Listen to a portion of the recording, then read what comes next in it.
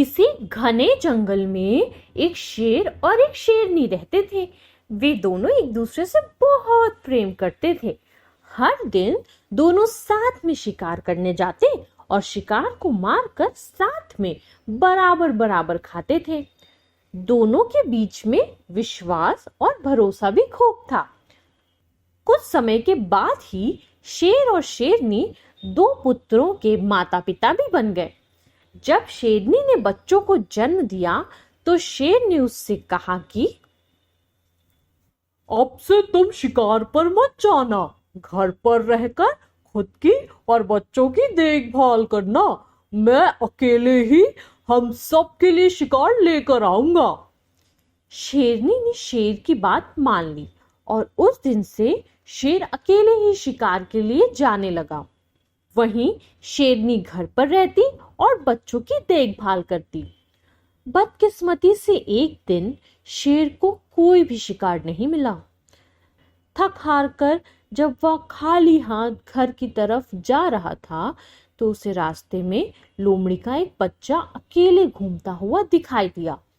उसने सोचा आज उसके पास शेरनी और बच्चों के लिए कोई भोजन नहीं है तो वह इस लोमड़ी के बच्चे को ही अपना शिकार बनाएगा। शेर ने लोमड़ी का बच्चा पकड़ा, लेकिन वह बहुत छोटा था, जिस वजह से वह उसे मार नहीं सका। वह उसे जिंदा ही पकड़कर घर लेकर चला गया। शेरनी के पास पहुंचकर उसने बताया कि आज उसे एक भी शिकार नहीं मिला। रास्ते में उसे ये लोमड़ी का बच्चा दिखाई दिया तो वह उसे ही मारकर खा जाए। शेर की बातें सुनकर शेरनी ने कहा, जब तुम इस बच्चे को नहीं मार पाए तो मैं कैसे इसे मार सकती हूँ। मैं इसे नहीं खा सकती। इसे भी मैं अपने दोनों बच्चों की ही तरह पाल पोस कर बड़ा करूंगी और ये अब से हमारा तीसरा पुत्र होगा। उसी दिन से शेरनी और शेर लोमड़ी के बेटे को भी अपने पुत्रों की तरह प्यार करने लगे। वह भी शेर के परिवार के साथ बहुत खुश था। उन्हीं के साथ खेलता कूदता और बड़ा होने लगा। तीनों ही बच्चों को लगता था कि वह सारे ही शेर हैं।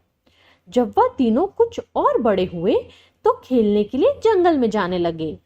एक दिन उन्होंने वहां पर एक हाथी को देखा। शेर के दोनों बच्चे उस हाथी के पीछे शिकार के लिए लग गए। वहीं लोमड़ी का बच्चा डर के मारे उन्हें ऐसा करने से मना कर रहा था, लेकिन शेर के दोनों बच्चों ने लोमड़ी के बच्चे की बात नहीं मानी और हाथी के पीछे लगे रहे और लोमड़ी का बच्चा वापस घर पर शेरनी माँ के पास आ गया। कुछ देर बाद जब शेरनी के दोनों बच्चे भी वापस आए तो उन्होंने जंगल वाली बात अपनी माँ को बताई।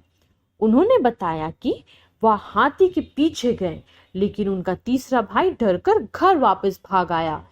इसे सुनकर लोमड़ी का बच्चा गुस्सा हो गया। उसने गुस्से में कहा कि तुम दोनों जो खुद को बहादुर बता रहे हो, मैं तुम दोनों को पटक कर जमीन पर गिरा सकता हूं। लोमड़ी के बच्चे की बात सुनकर शेरनी ने उसे समझाया कि उसे अपने भाइयों से इस तरह की बात नहीं करनी चाहिए। उसके भाई झूठ नहीं बोल रहे हैं, बल्कि वे दोनों सच ही बता रहे हैं। शेरनी की बात भी लोमड़ी के बच्चे को अच्छी नहीं लगी।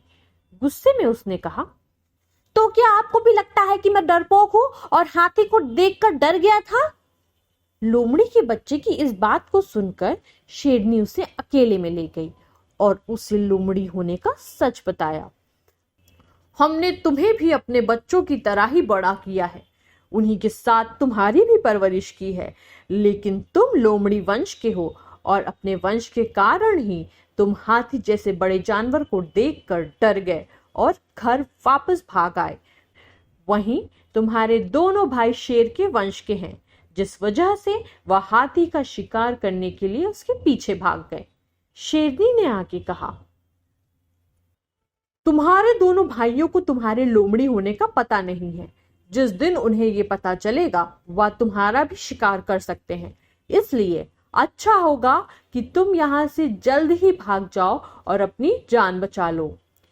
शेरनी से अपने बारे में सच सुनकर लोमड़ी का बच्चा डर गया और मौका मिलते ही वह रात में वहां से छिपकर भाग गया। तो मेरे नन्हे साथियों, इस कहानी से हमें क्या सीख मिलती है?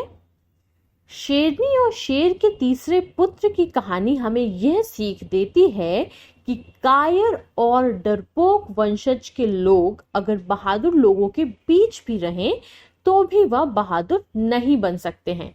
उनकी आदतों में उनकी वंशज की सोच और दक्षता की झलक बनी रह सकती है।